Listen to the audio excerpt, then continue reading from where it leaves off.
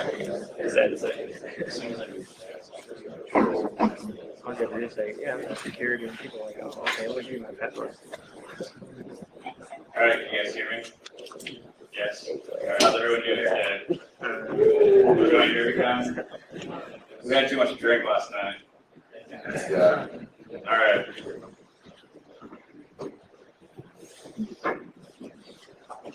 Okay, so thanks for coming out to my talk. Today I'm going to speak to you about exploiting Soho routers. The primary focus of this talk is going to be discussing research that I performed with my colleagues at independent security evaluators. We're going to be talking about applying application security to Soho routers and learn how the vulnerabilities in these devices lead to a root compromise. All right, so who am I? I'm Jacob Volko. People may know me from IRC as Gimpy. I'm a security analyst at IRC, as I stated. Why is the information in this presentation relevant to you? Well, every one of you probably has a Soho router at your house. Some of you probably take custom firmware and maybe make your own router with certain hardware you have, but chances are the majority of you are using these devices. 100% of the routers that we evaluated were vulnerable to attack. Whether the attack included some form of user interaction or no interaction, we were able to root every device that we looked at. Okay, so about ISC real quick, who are we? We're just a bunch of ethical hackers and computer scientists. We primarily focus on Fortune 500 enterprises and securing them and looking at their applications. And our perspective is primarily white box. When we do independent research, like I'm presenting here, obviously it can be white box. So we approach it with the black box perspective and apply techniques that we use during the white box evaluation, like source code review to routers, to the projects. All right, so really quick, I would like to acknowledge some of my coworkers from IC. I'd like to give a shout out to Paul from Paul.com. You mentioned our research several times, one time in a SANS webcast that I have listed here. And then Greg Hefner. He works at Tactical Network Solutions, has a great blog on embedded device hacking. Okay, so real quick, as I said, if you were doing research, we put out 2 papers. The first paper kind of talked about exploiting these routers from a remote perspective. So we assumed that the devices were in a default configuration. They were plugged into the network. The user may have changed some settings, but they didn't enable anything or any services to the WAN. So an attacker had really no footprint to attack, so they had to target the client to then leverage vulnerabilities in the router by using client-side attacks to compromise the router. The second study, the exploiting Soho router services, put perspective aside and just kind of looked at the router as a whole and said, okay, what's running on this device, what's vulnerable, how can we root it? So topics we'll be covering today are what are Soho devices, the players in the market, the technology that these routers use, testing methodology we use to exploit the devices, the actual exploit research and development. I'll be showing, I think, 4 demonstrations, 2 of which are video, and I'll be giving 2 live today. And then we'll briefly talk about some of the mitigations to the vulnerabilities. Okay, so holy hole in the router, Batman. Here is a list of the CVE numbers that we received for vulnerabilities that we found in routers. Not every vulnerability that we found was classified as CVE. And some of the vulnerabilities that we found were duplicates, and we were only issued 1 CVE. So there's 56 vulnerabilities up here. Really, the list is much greater than this. And some of the attacks range from, like, very simple things, like information disclosures. And you have cross-site scripting, cross-site request forgery, buffer overflows, command injections, backdoors, the list goes on. All right, so what are Soho network devices? Well, basically, it's just an embedded system. It's a small-scale networking equipment or piece of networking equipment that small businesses or consumers, such as home users, will use. Large enterprises will use these devices. In most cases, they'll be supplemental devices. So Let's say that you had enterprise-wide and they had this wireless infrastructure. Let's say it's a Cisco shop, so they're using all the air access points. They have the Cisco wireless LAN controller. They have one area of the building that has very sketchy wireless coverage. Instead of maybe spending $1,000 on an access point, they're going to go grab the $200 access point and plug it in there. So these devices are in these types of networks, and they do allow an attacker to gain access to an enterprise network. All right, so players in the Soho market. This is a non-exhaustive list. There are more, but these are some of the big names and the names that we evaluated. Someone started playing another video on the same machine this was recording on, so it screwed up the audio here. Users, small businesses, Quickie Mart, my example, and then large enterprises. All right, so here's a list of products that we have evaluated. I categorize it by the vendor and then the corresponding models. Most vendors, there were 2 models that we evaluated.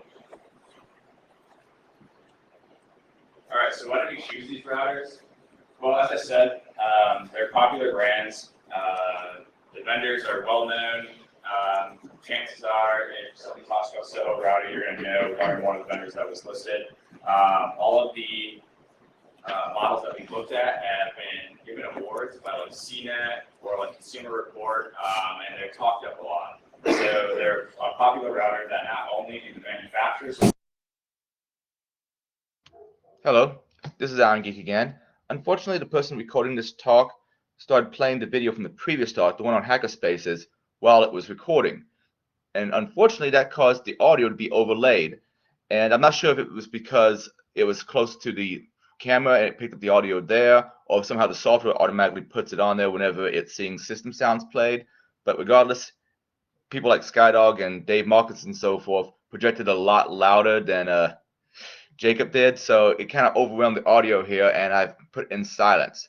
Sorry about that, but it's going to be about 6 minutes, I think, before the audio starts up again.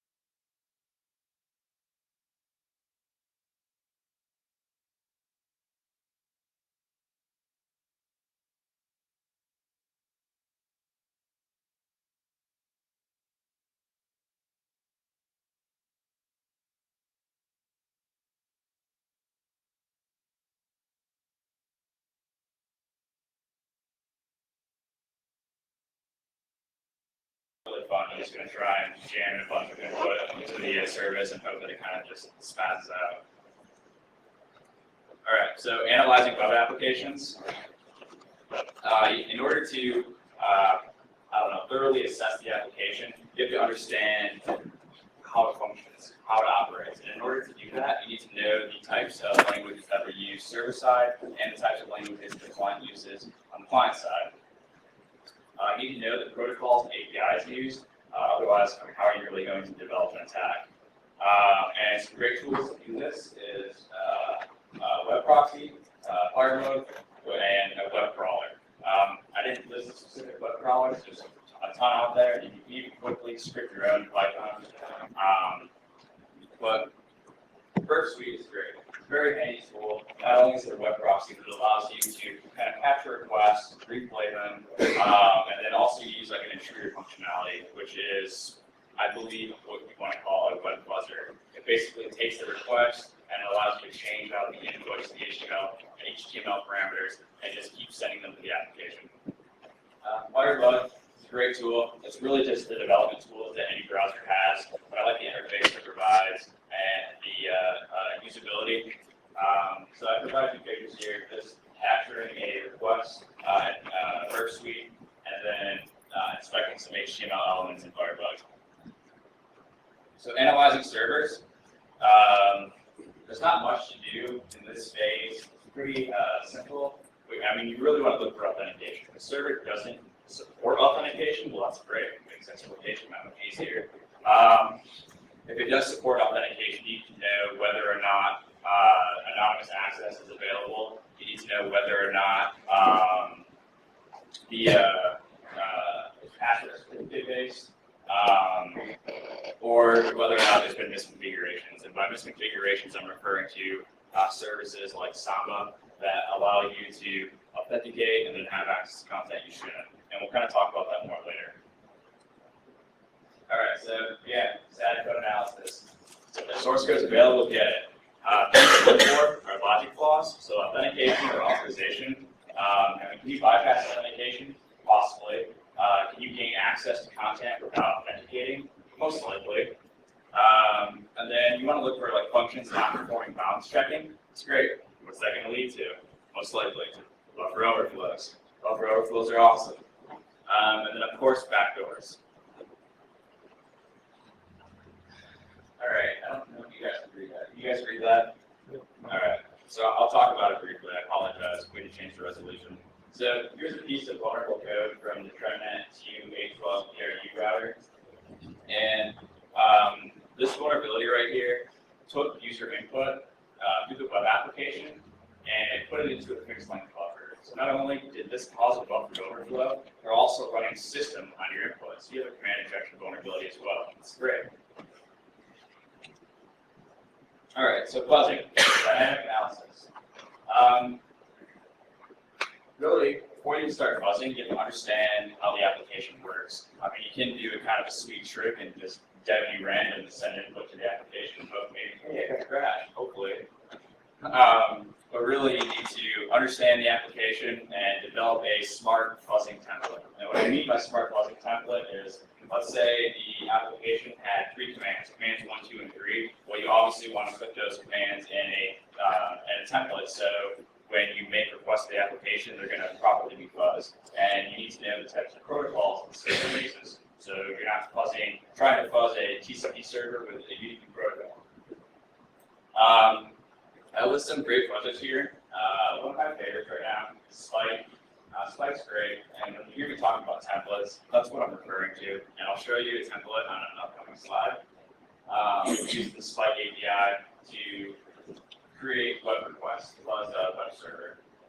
Bed is a Perl script. It's great. You don't really have the ability to customize it, I guess, unless you customize the Perl script, so I take that back again. And then the Metasploit framework, and of course Python. Python's great. If anybody wants to just look up a fuzzer in like 5 seconds, you can. Okay, it's exaggerated, but it's pretty quick. All right, so here's your picture, a Spike template. Again, I'm not sure if you're able to see it.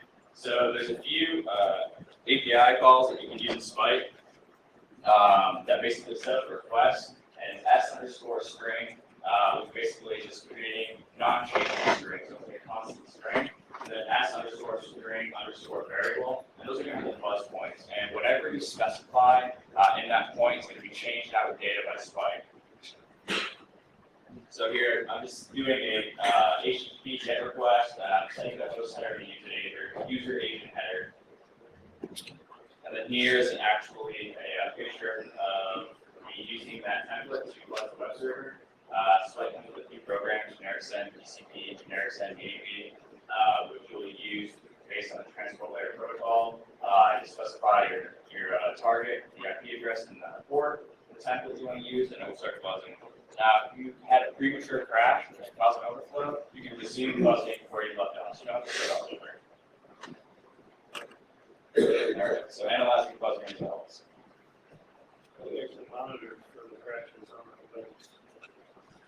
the A lot of times the service won't be available anymore, so swipe will just stop, or any buzzer will stop, because you won't be able to get the connection to that port. All right, so tools. I mean, once you have a crash, or you notice that you may have a crash or some form of bug, you want to load up a debugger and put the service into a debugger. These devices, defender devices, run links. So if you have a picture of PDB, and this is specifically for MIPS, and this is while I was debugging the ASUS exploit that I'll demonstrate live. As you can see, we have 42s, a bunch of yes registers, and 42 is the hex representation of D. And then system call tracer is another great one. You can tap into the process, and as you're plugging in or crashing, you can see how it interacts and the calls that it's making. All right, so gaining access continued. Router binaries are really a great piece of information. If you don't have source code, and you can get your hands in the binaries, you can use simple reverse engineering techniques to understand how this application may work, especially if there's no documentation, to then build your smart bugging template and hopefully find some form of bug. Additionally, for reverse engineering, you could reverse engineer the firmware. In most cases, you don't have to. The source code will be available. But one thing I do want to note is most people that I've seen that do embedded device research, in order for them to get shell access on the device for testing and debugging, they will do some form of hardware modification. In all cases where we didn't have console access and we needed to get console access before we could extract these binaries, we came up with the technique that I call a jailbreak technique. So kind of local exploits that we could use on these devices that weren't usable remotely, that then gave us access where we could extract the content we needed, perform simple reverse engineering on it, and then move forward. So some simple tools are strings, hexdump, and grep. Strings is great. There was one service specifically which ran on the ASUS router that I'll be exploiting today, this router here. And the service was ACSD. I had no idea what it was. There was no documentation online. All I knew is that it was coded by Broadcom. Well, using strings allowed me to figure out the commands that the device used, or that the service used, so we could then formulate a proper template, buzzing template that is, and was the service. And little did we know, we got a crash, and it led to remote code execution. All right, so here's just a picture of running strings, TP-Link firmware. Again, you guys can't see it, but it'll show you information on the bootloader, manufacturer, commands like I talked about, etc. Picture of grep. I wish you guys could see this. It's funny. All right, so has anybody ever grep for backdoor in source code? Well, if you haven't, start doing it. Put it on your list of things to do. While looking at ThreadNet routers again, we were actually looking for command injection vulnerabilities. And as we're going through the source code, we came across this text that says "add backdoor feature," and it was by Tom Hung.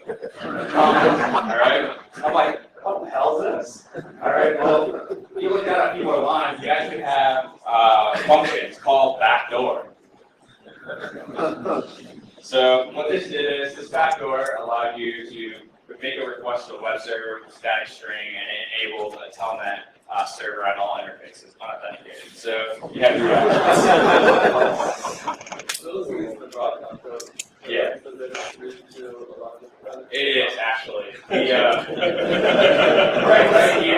right here, I'm listing just one model specifically. But once I found this, I went to DerbyCon's website and downloaded some additional source code repositories and then looked through the source code. And yeah, it existed. Same backdoor. They changed some things about it, so it wasn't a mistake. It was definitely intentional. And I believe from other research, this similar backdoor was discovered in Linksys devices as well. So I mean, I don't know how many devices and attacks, but probably a fair amount. So yeah, direct backdoor. All right, so exploit development. I'm not sure if you guys remember all the vulnerabilities that we had on the list, or that I had on the list of CVEs. But specifically today, I'm going to be talking about cross-site request forgery, command injection, directory traversal, and buffer overflows. And we'll go into them. We'll briefly cover what they are, cover how you can mitigate them, and then how we exploit them. All right, so cross-site request forgery. Who knows what CSRF is? Anybody? A few hands? Great. All right, so cross-site request forgery is actually a very handy attack. It's nothing new, it's not groundbreaking, but it's amazing, and a lot of people overlook this, especially developers.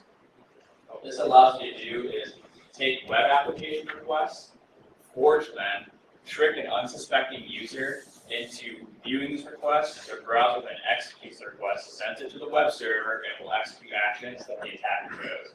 So as an example, let's say I wanted admin access to an application, and I knew the request structure of the application.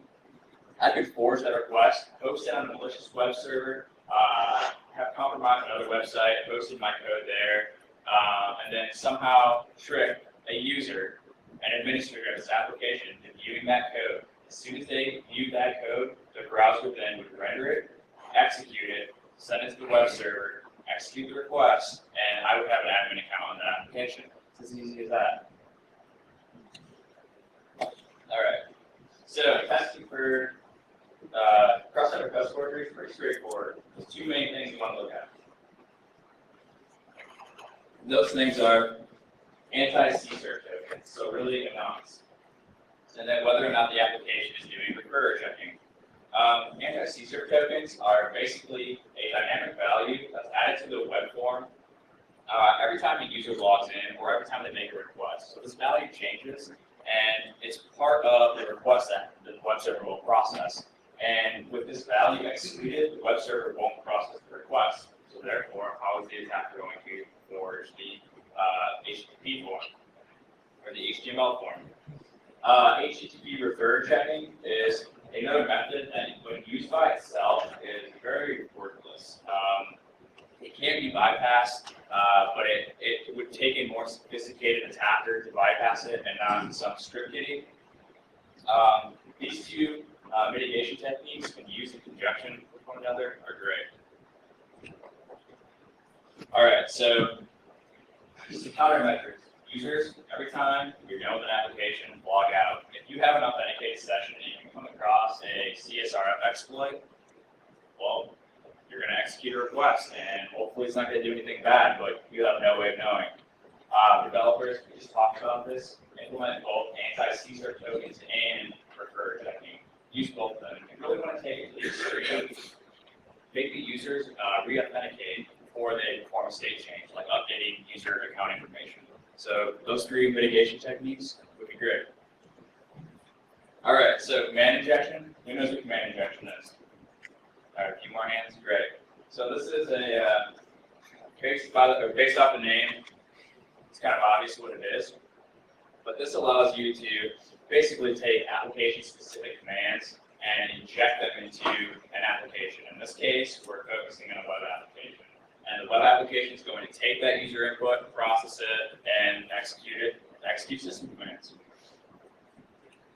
All right, so testing for command injection, it's really like any other vulnerability. You have to survey the application, you have to understand how it works, and understand where there may be a command injection vulnerability. And in order to do this, you need to look at the application and focus on functionality that probably calls underlying system functionality.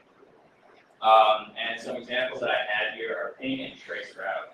A lot of times, the ping and trace route commands that these devices have will take the input from the user and pass it to system with ping. So you then have the ability to chain commands and not only execute ping, but execute, I don't know, RF-RF.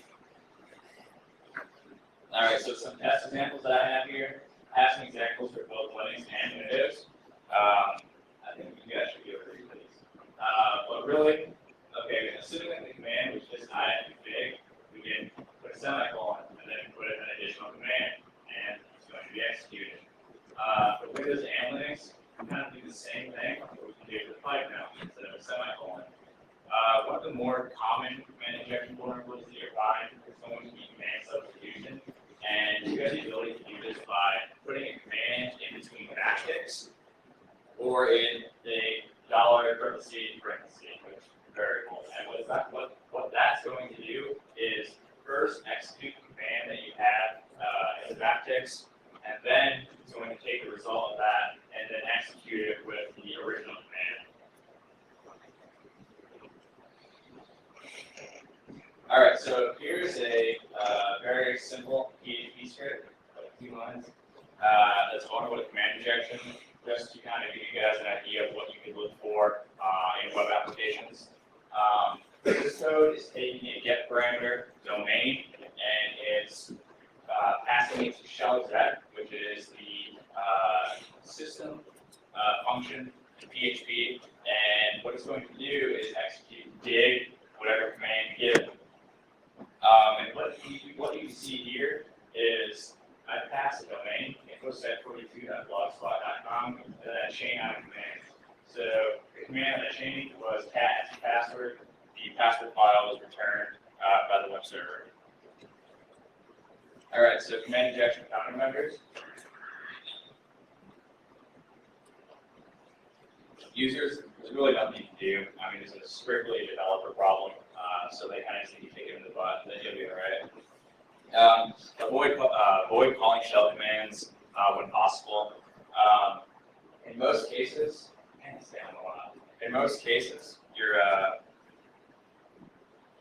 there's going to be an API that already exists or functionality that you want to implement. And I provide a simple example of that here. Using the Python system function in the OS module, you have the ability to execute system commands. And assuming that the dir is a variable controlled by the user, this is going to return the output of the defined into the directory dir. It's taking an input and then chaining with ls. Well, that's vulnerable to command injection. A safe alternative would be to use the lister function that the same module provides. And all that's going to do is take a directory and return the contents of the directory. If it's not a directory, okay, it's just going to blanks in the directory. So it's not going to be vulnerable to command injection. All right, so here's the first demo. We're basically going to tie 2 vulnerabilities together here in the TrendNet router. We're going to be attacking this router from a remote perspective. So this demo is going to use 2 internal IP address ranges, but they're separate subnets. They're different classical networks. So it's showing how one is segmented from the other. And what we're going to do is leverage cross-site request forgery to forge application requests. And one of the requests that we're going to forge is vulnerable to command injection. So we're going to send that request several times to execute a series of commands. And this one's a video, so I'm not doing it live.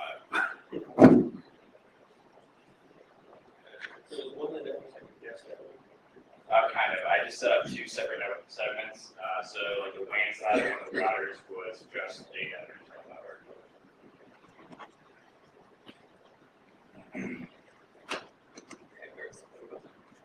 Okay.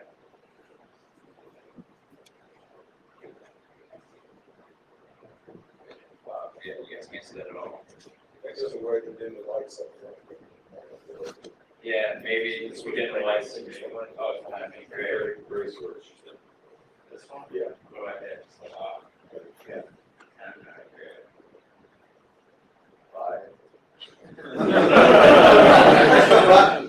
Was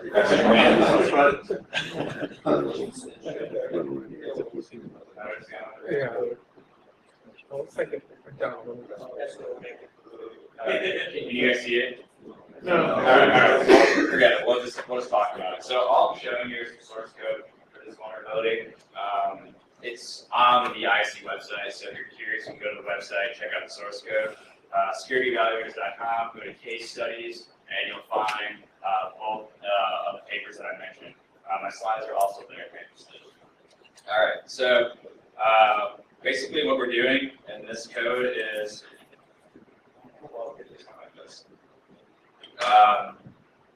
we're making several requests, like I said, and the first request that we're making is enabling a port forward port 23 to the router itself. So a remote attacker, in this case, connected to port 23 from the WAN side of the router is then going to forward it to its internal port 23. So that's the first request that we set up. This exploit doesn't require that request to be there, but for my testing, it made it more stable and more reliable. So I put it there for stability purposes. The second request that we're going to make starts the telnet server. And the telnet server is going to be started. It's going to be running on port 24, if I recall, and not require any authentication, drop you right into a shell. All right. Well, the third request, we had to set up IP tables, and you would think that it'd be as simple as, or it would be as simple as, all right, I'm going to create the IP tables rule, and then I'll have access to telnet. Well, no. I found there was a race condition in this device, and as soon as you added a firewall entry, within a few seconds, that device was going to just kind of revert its firewall. So you had a very, very, very small window and a small chance to gain access to this telnet service. So what we had to do was write a small shell script that we use for command injection. That basically was a while loop that would add this rule 25 times, and then you would get in. After it ran 25 times, it would flush it, and it would run again 25 times, flush it, run again, and it rinses and repeats. All right, so I'm going to try and fast forward this. All right. Okay, so you guys can see that, right? All right, so you see the source code. Actually, I apologize. 1 second. You should be able to see this part then too.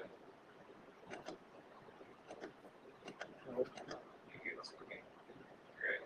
All right, so that was the attachment machine. I just showed you that key address. It was quick. Right now, I'm trying to tell that to the router, just to show you that we can't currently access the router. Port 23.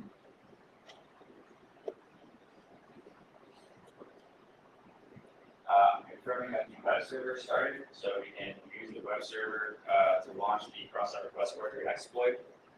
All right, so now we're on the Windows XP machine. The operating system doesn't matter for C-server attacks, showing you that the internal network was a Class A network of 10. We're going to log into the router.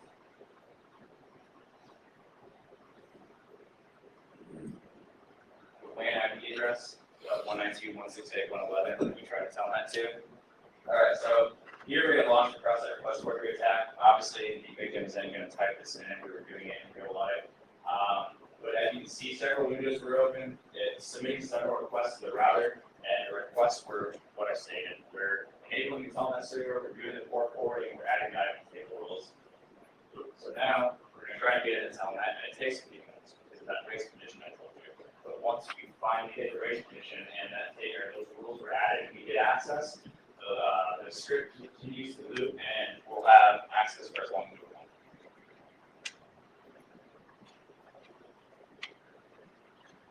want.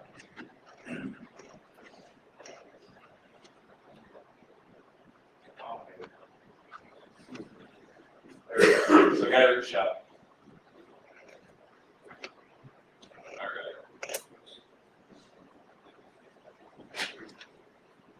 Directory traversal. All right, so this is the next one I'm going to be talking about. Who's familiar with directory traversal? All right, morning. It's great. I like this. All right, so what this attack allows us to do is kind of traverse from a point that we're given access to another point in the file system, I'll say, and gain access to additional content. So let's say this web application gave us access to the var www directory, and that's where like the index.html and all the application is hosted. We wouldn't have the ability to access content outside of that directory if a directory traversal vulnerability existed. And here's a small example where we're requesting the password file, and it was returned. Okay, so testing for directory traversal. Again, to really test for any vulnerability, you need to enumerate the application. And some great things to look for would be kind of like file-based functionality. So if you have an application that supports uploading files, changing files, creating files, you should definitely look there. A lot of times I find parameters like file name or like file destination or directory. Those are great places to look for traversal vulnerabilities in a web application. Sometimes you can't get away with simple // You can take a step further and use simple URL encoding. This kind of allows you to bypass very terrible filters that developers implement to try and prevent direct traversal attacks. One thing that should be known is these types of vulnerabilities don't just exist in web applications. C programs can be vulnerable to these attacks as well. You may know them as .NET attacks. And additionally, SMB servers are also vulnerable to direct traversal attacks. And here's an example of that. We were using Symlink, and we were, in the case of the routers, we were basically given access to like a temporary directory through one of the NAS services, SMB in this case, and we were able to create a symlink that traversed out of that restricted directory, or out of that directory that gave us access to the root file system, or anywhere else in the file system that we wanted. All right, so some, again, very simple PHP code that's vulnerable to direct traversal. This code is a get parameter file, and it's including it with var www, and I'm going to show you the contents before execution. All right, so we talked about what directory traversal is. And PHP include is kind of a step further. The code will also get executed, so you kind of get code execution. But we're not going to talk about that specifically. What you see here is the file parameters being passed in // to traverse out of the var www, and we go to the etc directory and we request the result.conf file, and that shows us our computer's DNS settings. All right, so directory traversal countermeasures. Developers should try not to use input in file system calls. It can be avoided. The players really don't need to do it. And perform path canonicalization, so all like symlinks and // are resolved, and properly configure your services. And specifically, or I have that whole item there for Samba. Symlinks can be disabled. If you don't want symlinks to traverse to the file system, but you still want symlinks, it can be disabled. All right, so here's an example of a directory traversal vulnerability. This one is another video, and the target this time is the E-Link DER865L router, and we're actually going to use two traversals here. One is going to be an SMB symlink traversal, and the other is going to be a PHP file inclusion. It should be known that these embedded devices are very small, and a lot of times the implementations of software varies or isn't standard. What I mean by that is this E-Link had a custom version of PHP that didn't have the standard include function, but it had an identical function that performed the same functionality. So what we're going to do here in this vulnerability is connect to the server, connect to the router via SMB. We're then going to create a symlink and traverse into the file system. From that point, we were then able to grab the credentials for the router, clear text by the way, log into the router, then abuse the file inclusion vulnerability to get remote code execution.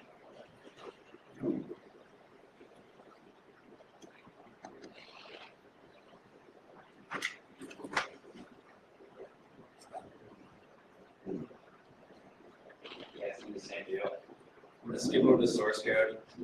Again, this code is on the IC website if you're interested.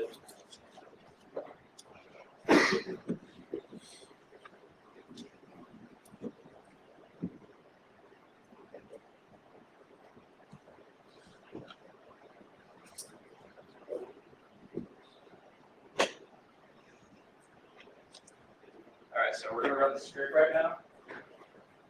And we created the sibling.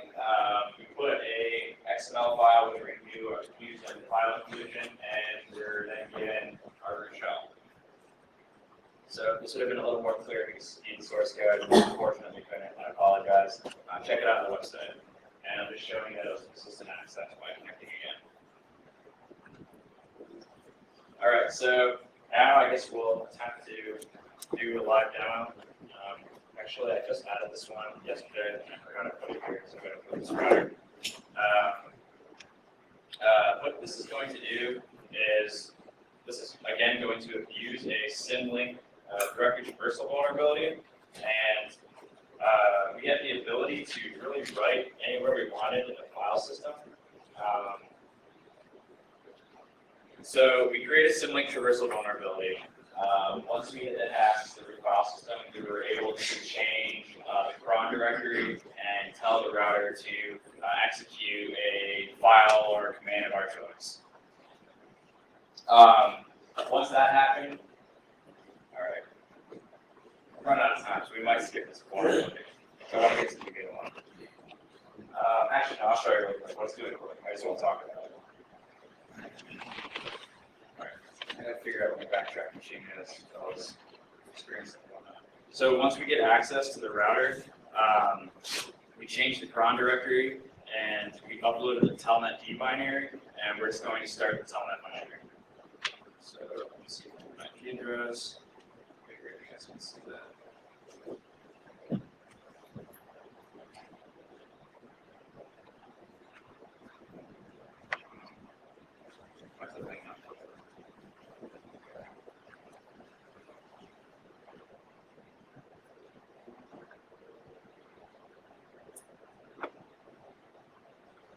I'm waiting for an IP, so while that boots, I will continue. So we don't have that. All right, so the last vulnerability we're going to go over is buffer overflow. Buffer overflows are a vulnerability that exists because too much input is copied to a fixed length buffer, and what that's going to do is overflow the buffer that resides in memory and overwrite the adjacent memory. And here's a picture of buffer overflow in an x86 system. Again, these devices were MIPS, and the MIPS architecture doesn't work the same way that x86 does, but it's the same principle. All right, so testing for buffer overflows, the way you're going to go and do it is dynamic analysis and static analysis. If you have source code, via source code, you'll probably find the overflow. If you don't have source code, fuzzing. And we talked about fuzzing and how to develop a smart template to fuzz properly. Here's a quick example of vulnerable code that will allow you to execute arbitrary code. It's a very, very, very simple C program that's just taking an argument from a user and then copying the argument into a fixed length buffer argument that consists of 42 bytes, or 42 bytes in size. If you supply an argument that exceeds that length, you're going to overwrite the case of memory, and that's what this picture demonstrates. It shows us running the program successfully, and then shows us running the program to an input, which base EIP contains 42, 42, 42, 42. So if you guys are familiar with how buffer overflows work and how the call stack works in the program, the return address is on the stack, the return address is overwritten, and then when the function returns, that overwritten value is put in the EIP, which means we gain control of the execution flow. Okay, so buffer overflow countermeasures. Don't use unsafe functions. Compile with buffer overflow prevention techniques. So piling and then use is important. And then perform bounce checking. Just don't use unsafe functions. And for whatever reason you're going to, check the length of the input before copying to the buffer. Okay, so the MIPS architecture. Here's a quick note on the MIPS architecture. I'm not going to review because I want to show you this vulnerability specifically. Here's the blockchain that we use. that we use in this exploit against these SUSE routers. Basically, a rock chain is allowing us to take existing components of a program's source code and chain them together. So we're going to take some of the code while the application's running and get it to achieve a result that we desire, such as setting up registers containing arguments and functions that we want to call. And then we're going to, once that piece of code executes, we're going to return to the next rock gadget. And what rock gadget 1 would do would put rock gadget 2 in T9. So when we did the jump here of the Jailer, we would then jump to rock gadget 2. We could continue to do this until all of the registers are set up, our shell code is in place, we jump to the shell code, execute it, get the show. All right, I was going to go over the shell code that I wrote specifically for this exploit, but I don't have time. This is online, so if you're interested in the shell code, check it out. MIPS is different than x86. It's easier to read, but there are more difficulties that you have to deal with. All right, so we're at the live demo of the buffer overflow. I guess real quick, we'll try see if we have an IP address on this link list. We'll try it. All right, great. So the links to this.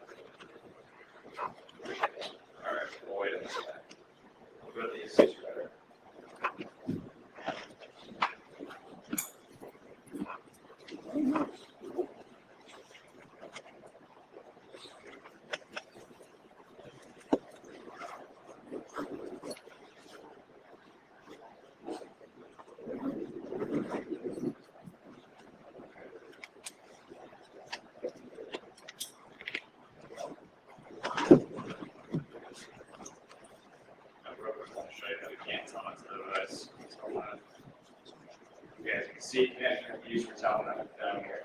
Cannot get on 423. So now we're going to run the exploit that consisted of the shell code that I previously showed you. Sorry, I couldn't cover it. And then the rock chain. Exploit executed. Really quick, the service that we exploited was ACSD. It was coded by Broadcom. It exists in several different routers by different manufacturers. This service allows the router to scan wireless channels and choose the least congested channel. It lists on the network. I have no idea why. There's no documentation about it, so there's very little that we as attackers know about it. All right, so we ran the exploit, and as you can see, we got a show. So we're root.